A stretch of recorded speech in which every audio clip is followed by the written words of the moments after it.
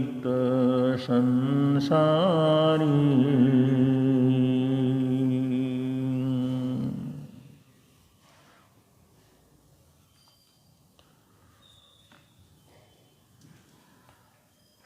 शास्त्रकार कहते हैं वीतराग भगवंतों की वाणी, तीर्थंकरों की वाणी,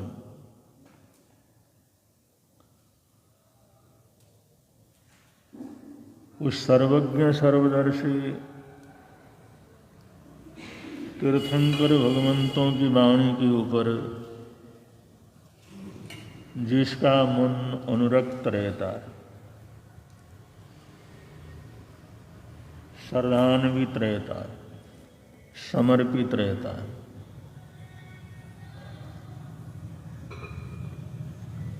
और ऐसी श्रद्धा के बाद, ऐसी श्रद्धा का अभ्यास करते करते उस ज्ञान को सुनते सुनते, क्योंकि श्रावकों का सबसे पहला लक्षण श्रवण करना है, जो सत्य को, जिनेंद्र वाणी को सुनने की अपेक्षा रखते हैं, सुनने की रुचि रखते हैं, ऐसे रुचिपूर्वक, श्रद्धापूर्वक, सद्भावनापूर्वक अगर कोई सुनता रहता है, तो भी जो अभव्य होता है, जिसने कभी मोक्ष में जाना ही नहीं, वो भी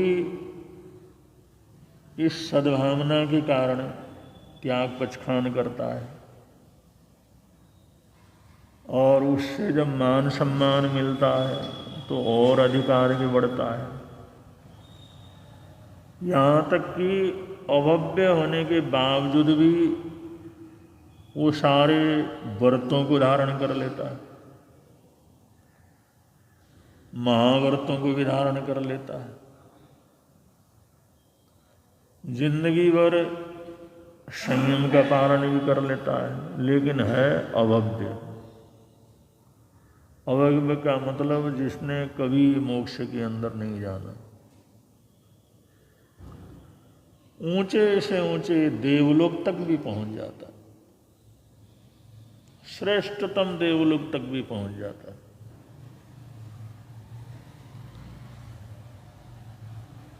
जो जिनवैणम करंति भाविणम, जो जिनेंद्र भगवान के वचनों का अभ्यास करता,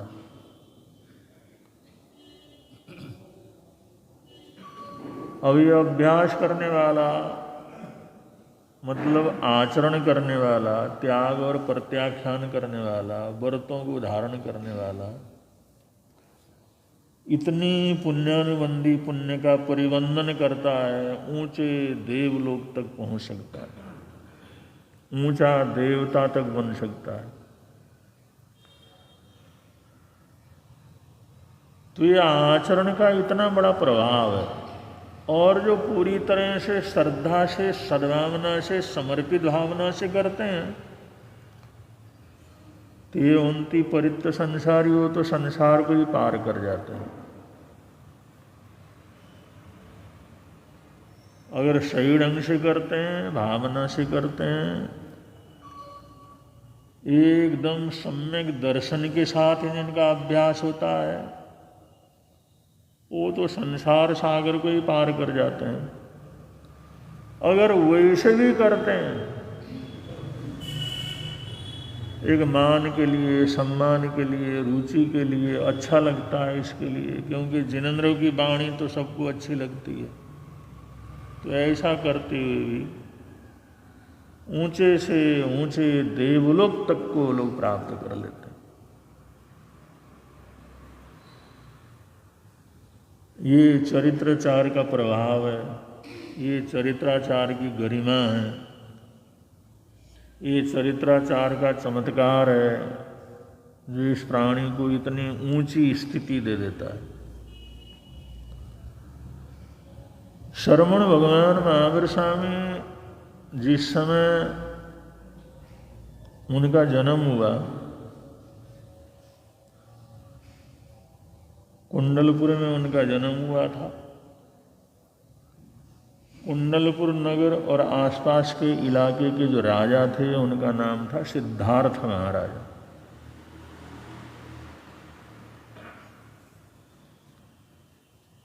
और उनकी महारानी त्रिशला देवी थी, जिनके कोख से वर्धमान महावीर का जन्म हुआ।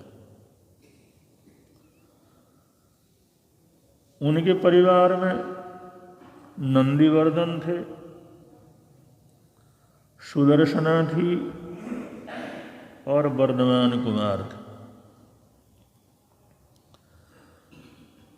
और ये जो त्रिशला रानी है, त्रिशला महारानी है, जो भगवान महावीर स्वामी की माँ है, वैशाली नरेश चेटक की पुत्री थी। और महाराजा चेटक ये गणराज्य के मालिक थे। 9 लिच्छवी और 9 मल्लवी, 18 रजवाड़े। उन 18 रजवाड़ों के सबसे बड़े जो राजा थे, 18 रजवाड़े के जो राजा थे, वो थे महाराजा चेटक, जिनको वैशाली नरेश बोला जाता।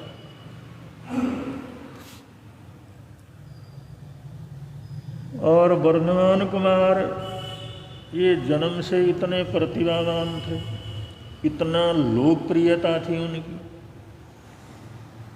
परिवार में हो, राजधानी में हो, इलाके के अंदर हो, उनकी लोकप्रियता अपरंपार थी। लोग उनके लिए मर मिटने के लिए तैयार रहते थे। और ये वैशाली गणराज्य के मालिक जो महाराजा चेटक थे, उनके नीचे 18 रजवाड़े थे। तो ये गणतंत्र कहलाता, क्योंकि ऐसे बहुत से राजा लोग मिलकर के गणतंत्र बनाने की पुरानी परंपरा है।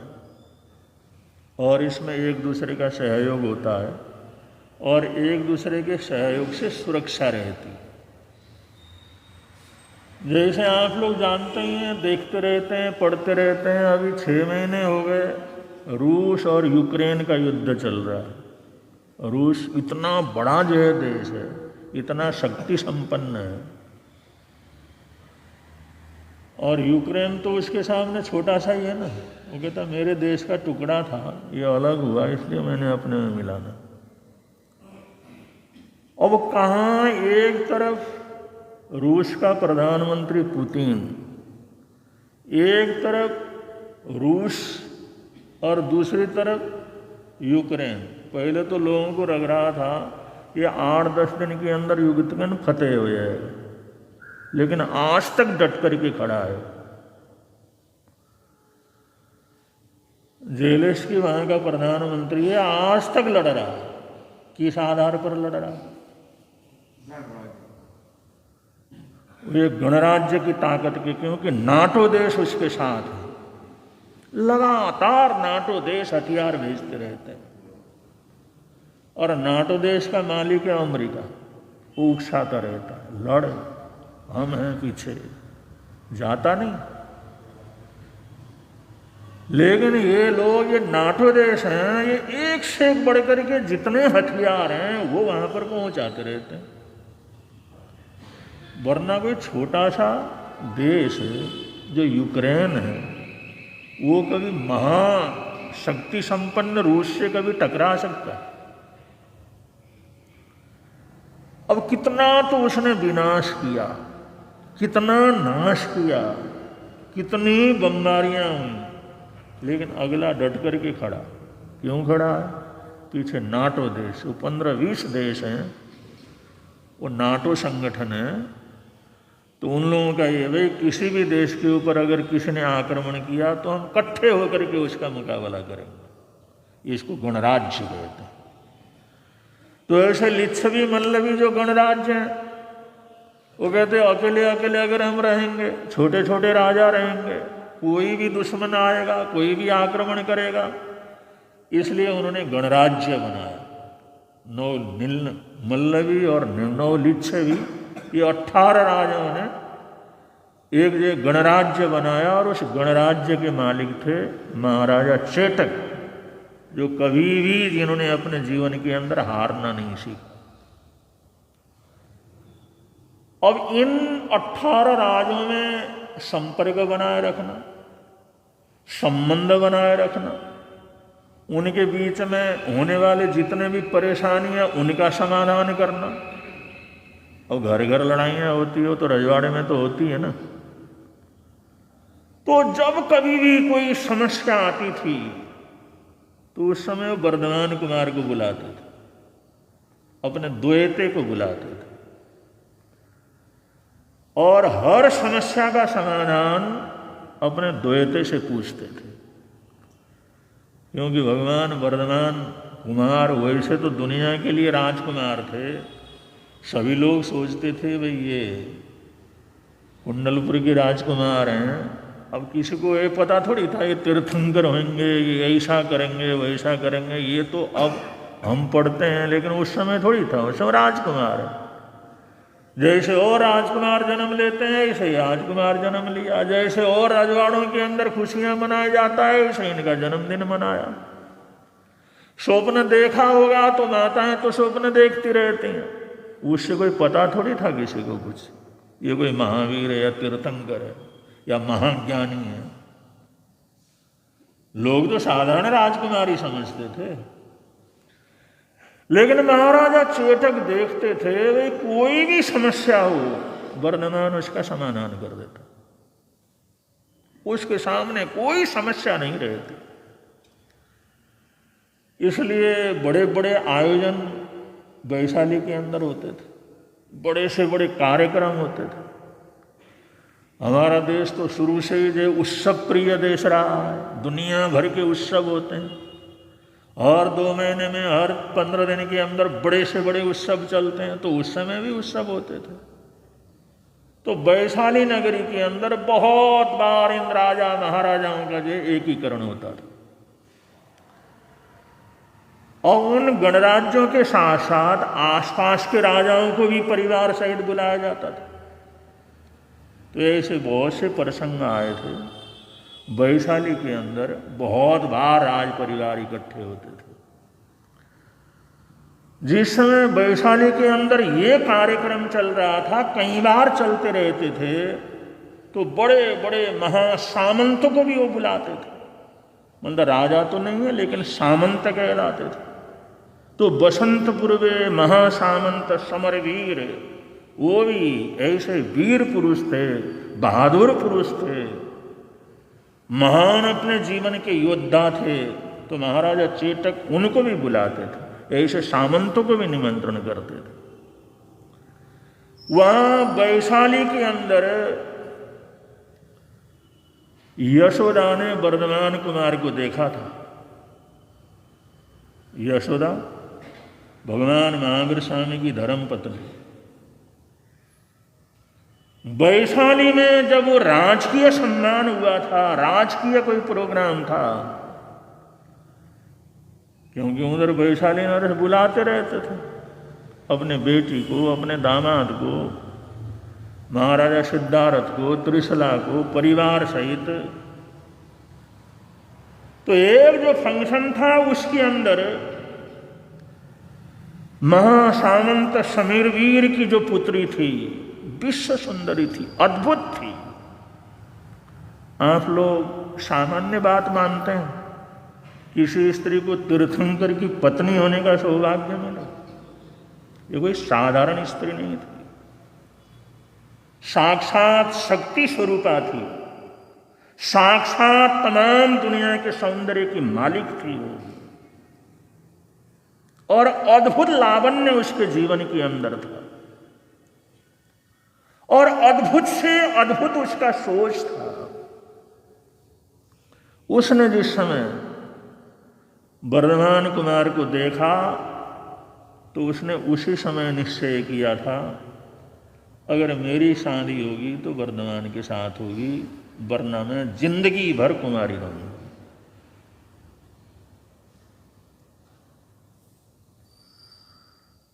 बंधु ये संबंध होते हैं।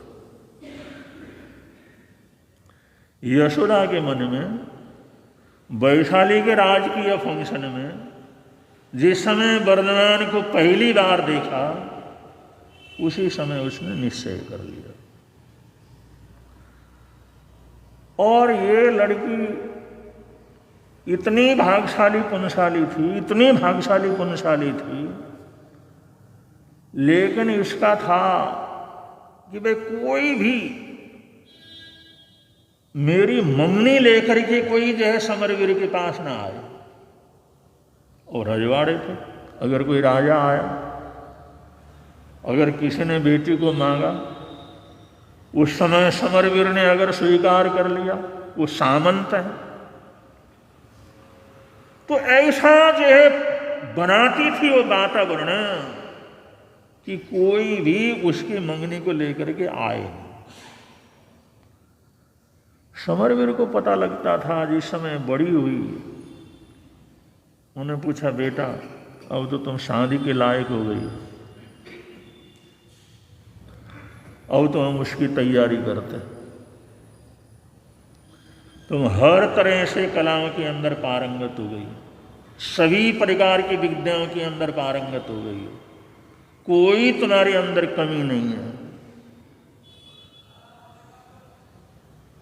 तो काफी समय तक तो टालती रही, लेकिन जिस समय समरवीर ने और उसकी माता ने बहुत जिद की, अब तो हम हर हालात के अंदर तुम्हारी शादी करेंगे, तब तो उन्होंने ये बात रखी, मैंने ये प्रतिज्ञा की हुई है, मैंने ये सोचा हुआ है कि अगर मेरी शादी होगी तो वर्धमान कुमार के राजकुमार के साथ होगी, वरना मैं कभी जिंदगी के अंदर शादी नहीं करूँगा।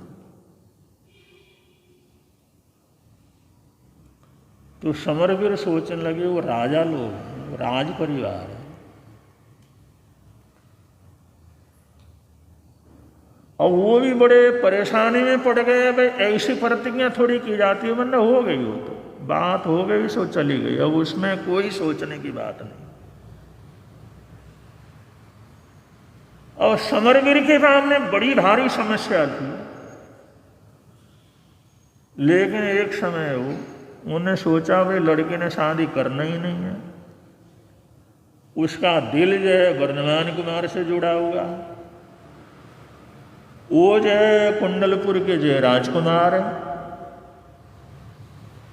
तो हिम्मत करके समरवीर महासामंत ये जो सिद्धार्थ के दरबार में गए, और राजकीय रूप से कुछ बातचीतें वगैरह हुई। बातचीत होने के बाद जिस समय आखिरी समय था, तो समरवीर ने कहा कि मैं आपके साथ एकांत में कोई बात करना चाहता हूँ।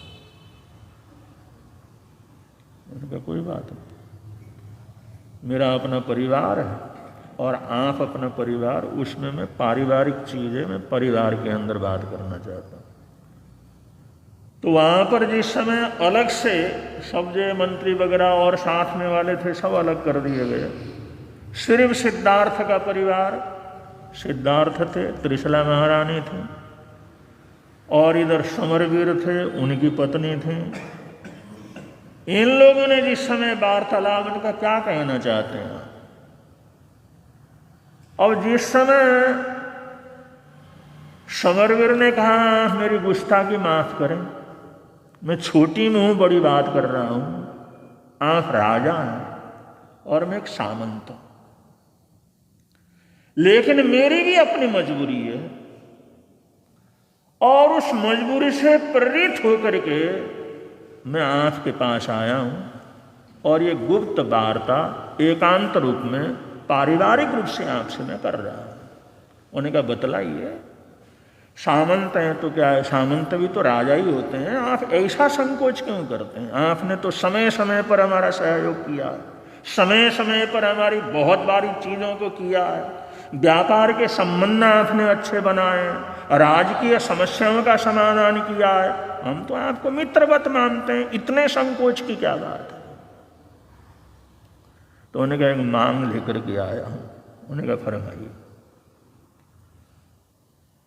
उन्होंने कहा जो मेरी बेटी है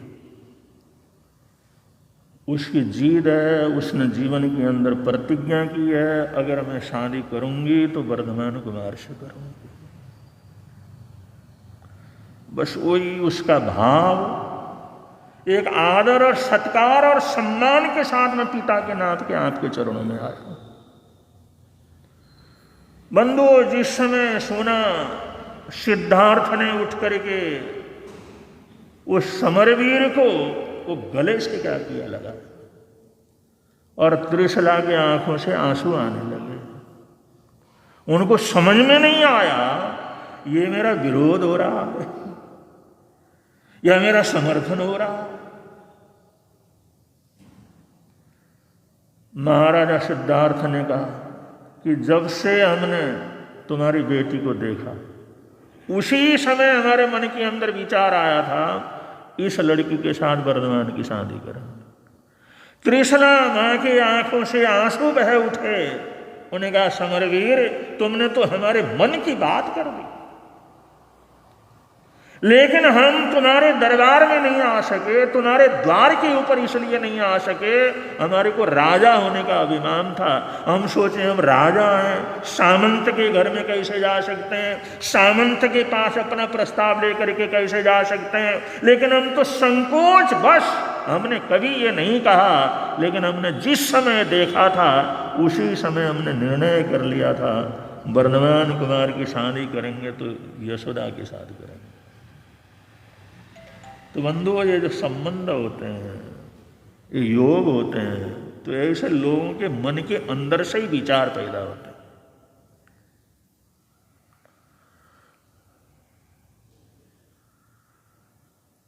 और ये जो शादी हुई जिस धूमधाम से हुई, क्योंकि वर्धमान कुमार तो चाहते ही नहीं थे, उन्हें तो बहुत रोकने की चेष्टा की, लेकिन मां त्रिशला का था भाई मैं तो तुम्हारी शादी हर हालात के अंदर करूं, ये तुम मना नहीं कर सकते, तुम राजकुमार हो।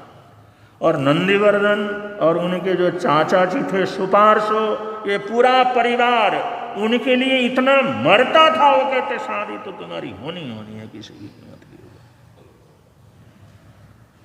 तो बंधु तो बहुत भव्य रूप से भगवान महावीर स्वामी और यशोदा इनके आपस के अंदर शादी हुई।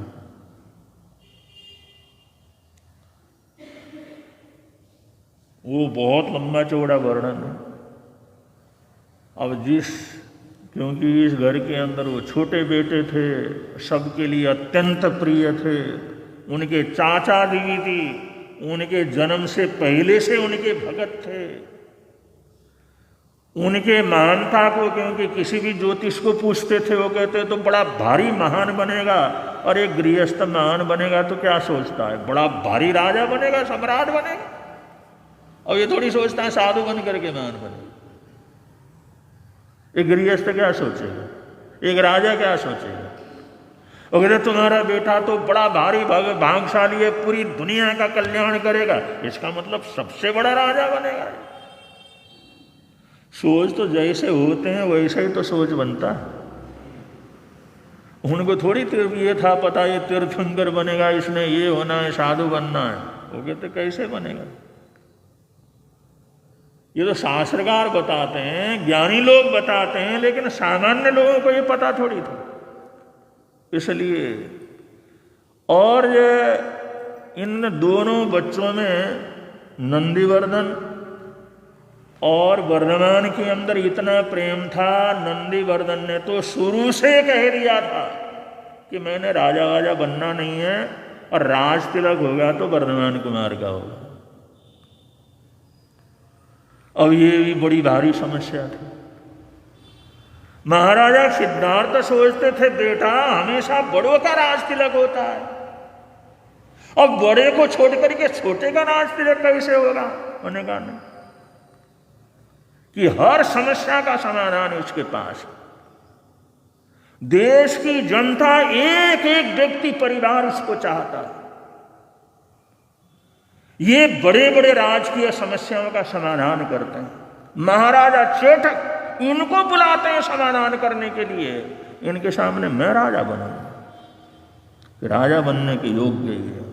परंपरा होने का, परंपरा की कोई बात नहीं है। जो योग्य होगा वो गद्दी के ऊपर बैठेगा, जिसके अंदर सुयोग्यता होगी वो गद्दी के ऊपर बैठेगा। ये झंझट बड़े लंबे समय तक चला। बंधुओं, मरते दम तक महाराजा सिद्धार्थ राज तिलक नहीं कर सके अपने कुमारों, क्योंकि वर्धमान कहते थे नहीं, मेरे बड़े भाई हैं तो वो राजा बने, राज तिलक के वो मालिक, राज सत्ता के वो मालिक। नंदीवर्धन कहते थे नहीं, जो योग्य होगा उस गद्दी के ऊपर बैठेगा, चाहे मैं सारे देश के अंदर ये सबसे पूछवाऊं। जो देश को चला सकेगा वो बैठेगा, जो देश को आगे ले जा सकेगा वो बैठेगा। बंधुओं, राजा ये चाहते चाहते खत्म हो गए, मर गए, लेकिन अपने बेटे का राज तिलक नहीं कर सके।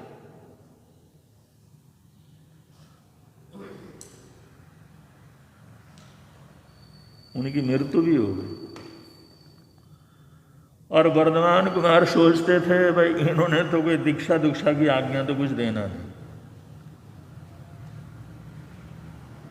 उनका जब तो माता पिता हैं, उनका मोह इतना था, उनका अपनापन इतना था, उनकी अपेक्षाएं इनकी थी, उनकी इच्छाएं इतनी थी। वर्धमान जानते थे ये लोग मानने वाले हैं, इसलिए अपने हिसाब से जो उस समय धर्म की प्रभावना की जा सकती थी, जो अहिंसा की प्रभावना की जा सकती थी, जो राज परिवार को अच्छी शिक्षा दी जा सकती थी, जो जनता को अच्छा मोटिवेशन किया जा सकता था, वो सब उन्होंने किया। लेकिन दीक्षा के लिए उन्होंने कोई आग्रह इतना नहीं किया, क्योंकि वो जानते थे मैंने इनके ऊपर होकर के जाना नहीं। वो जानते थे इनकी उम्र बहुत लंबी नहीं है और माँ बाप को कोई तकलीफ परेशानी देना नहीं है। तो बंधु, ऐसा करते करते 28 वर्ष की उम्र उनकी क्या कर गई हो गई, और उस देश के अंदर राज तिलक तक नहीं हुआ।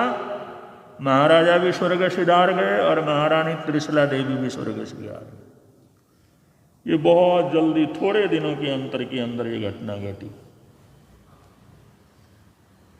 तब जो है फिर वर्धमान कुमार ने ये कहा कि अब मैं संसार के अंदर रहने वाला नहीं, अब मैं दीक्षा लूंगा, अब साधना पथ के ऊपर चलूंगा, क्योंकि हमारी जो श्रवण परंपरा है उसके अंदर चलूंगा। ये सब भगवान पार्श्वनाथ की परंपरा के अंदर थे ये लोग। लेकिन उस समय नंदीवर्धन ने कहा किसी भी कीमत के ऊपर तुम दीक्षा नहीं दे सकते। वो किसी भी कीमत के ऊपर मानने के लिए तैयार नहीं थे। उनके चाचा सुपार्शो वो किसी भी कीमत के लिए मानने के लिए तैयार नहीं थे। परिवार और परिवारजन, सदा सज्जन, कोई इस बात के लिए मानने वाला नहीं था। और हालात ऐसे हो गए, नंदीवर्धन ने कहा कि जब तक तुम्हारा राज तिलक नहीं होता मैंने तो राज तिलक देना ही नहीं। मैंने तो समाज की तरफ से उन्होंने कहा भाई ये बड़ी परेशानी होगी, कम से कम राज तिलक तो हो गए, तो भाई इनका कर लो। नंदीवर्धन कहते नहीं, वर्धमान का करो। उस देश के अंदर राज तिलक तक नहीं हुआ, कोई राज तिलक नहीं हुआ। बंधु, उनके सब जो वार्तालाप हैं, उनके सोच हैं, उनके विचार हैं, नंदीवर्धन के हैं, सुपार्श्व के हैं, वर्धमान कुमार के हैं, ऐसी अद्भुत कहानी है, ऐसे अद्भुत विचार हैं, ऐसे एक दूसरे को समझाया जाता है वहां पर, जिसके अंदर हजारों तरह की शिक्षा हमारे को मिलती है। जैसे गीता का ज्ञान है, ऐसा ज्ञान उसके अंदर है, क्योंकि बोलने वाले भगवान महावीर स्वामी तीर्थंकर होने वाले तीर्थंकर थे, और प्रतिकार करने वाले उनके बड़े भाई थे। और वो सब, क्योंकि वो साहित्य वगैरह अभी उपलब्ध नहीं है, इसलिए लोगों को पता भी नहीं है। और जितना त्याग, जितना बलिदान और जितना कुछ किया यशोदा जी ने, उसके कोई हमारे समाज को जानकारी भी नहीं। भाई कोई नाम इतना जान लेते हैं, इसके अलावा उनका क्या जीवन था, कहाँ से जुड़े, किस तरह से जुड़े, क्या क्या उन्होंने किया। आखिर भगवान महावीर स्वामी को दीक्षा दिलवाने का जो काम किया वो सब यशोदा ने किया।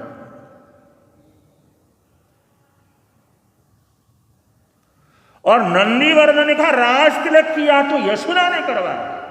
ऐसी नारी थी, क्योंकि वो साधारण नहीं, तीर्थंकर की पत्नी थी।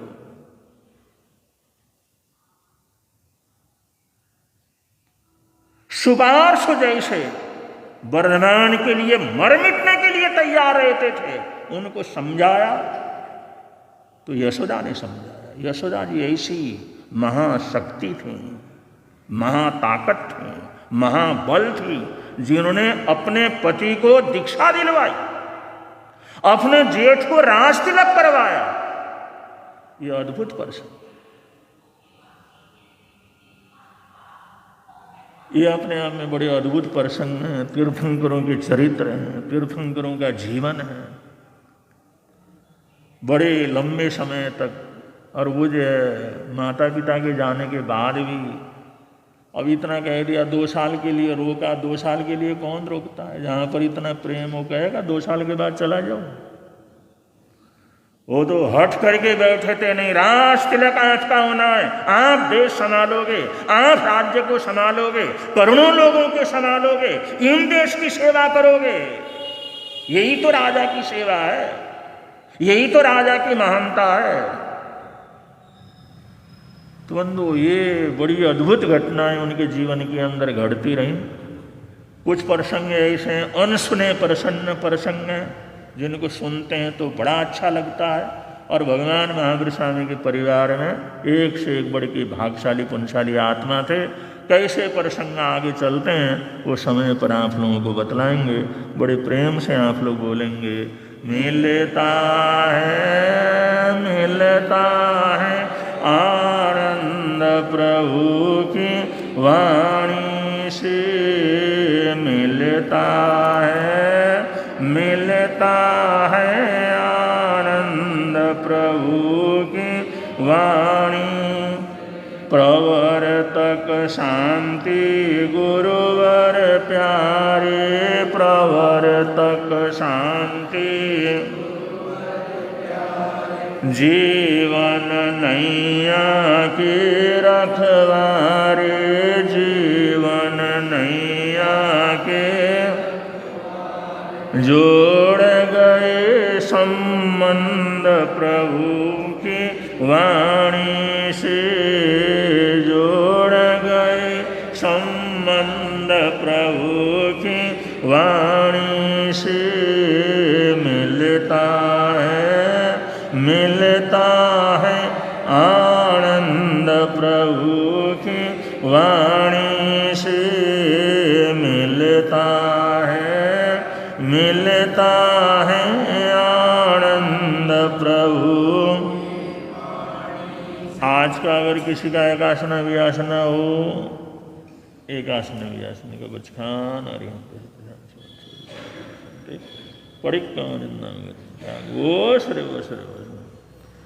आज का आइंबिल या उपवास आदि हो, कल नमकार मंत्र के जाप के संबंध में बतलाया था 4 दिन खाली है। और जैसे हमने कहा भाई हमारे जैन नगर में एक से एक बढ़ कर के भाग्यशाली पुण्यशाली परिवार हैं, बड़े बड़े परिवार हैं, और आपस में 2-2, 3-3 परिवार करके भी कर सकते हैं। तो कल ही हमारे त्रिलोकचंद जी उन्होंने कहा गुरुजी 4 दिन में से जो दिन आपको ज़रूरत हो, जिसमें कोई न हो, वो हमारे को दे देना, हम उसको कर लेंगे। अगर 1-2 परिवार कुछ मिल करके अगर ऐसा कर लेते हैं तो 4 दिन का जो बाकी रह रहा है वो ख़त्म हो जाए। पीछे भी जो है विजय नहीं था तो त्रिलोक जी ने कहा था कोई बात नहीं, कोई नंबर नहीं आ रहा, खाली है तो हम कर लेंगे। तो आप लोग हमेशा धर्म ध्यान में और धर्म ध्यान के सहयोग में आगे रहें, हमेशा आप लोगों की पुण्यवाणी बढ़ती रहे। और बड़े शांति के साथ, बड़ी सद्भावना के साथ चतुर्मास का ये समापन महोत्सव चल रहा है और आप लोग बड़ी सद्भावना के साथ उसमें सम्मिलित हो रहे हैं। सबको बहुत बहुत मंगल कामनाएं। आज का हमारा जाप है श्री वर्धमान महावीर को वंदन बारंबार, श्री वर्धमान महावीर को वंदन बारंबार, श्री वर्धमान महावीर को वंदन बारंबार, श्री वर्धमान महावीर को वंदन बारंबार। अब संघ की तरफ से सूचना।